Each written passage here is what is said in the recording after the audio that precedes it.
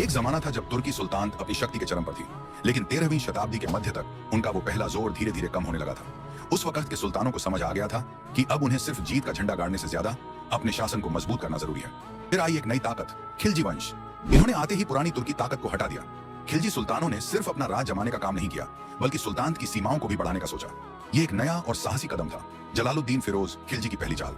जलालुद्दीन फिरोज खिलजी के राज्याभिषेक के बाद उन्होंने सबसे पहला निशाना बनाया जाम और रणथंभौर पर। ये छोटी मुहिम थी, लेकिन इसने दिखाया कि खिलजी अपने राज्य की सीमाओं को कैसे बढ़ाने वाले हैं। वे समझ गए थे कि अब यह जरूरी है, क्योंकि पड़ोसी राज्य मजबूत हो गए थे।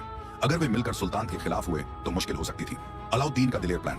अलाउद्दीन खिलजी ने इसमें सिर्फ राज्य विस्तार नहीं, बल्कि धन और दौलत का सपना भी देखा। उनका यह सपना था एक ऐसे सुल्तान का जो सिर्फ बड़ा नहीं बल्कि अमीर भी हो। इस सपने ने खिलजी वंश के विस्तार को और भी तेज कर दिया, और इससे सुल्तान में एक नए विस्तार का दौर शुरू हो गया। तो दोस्तों, इस तरह खिलजी वंश ने अपनी ताकत और सामर्थ्य के साथ सुल्तान की सीमाओं को बढ़ाया और उसे मजबूत बनाया।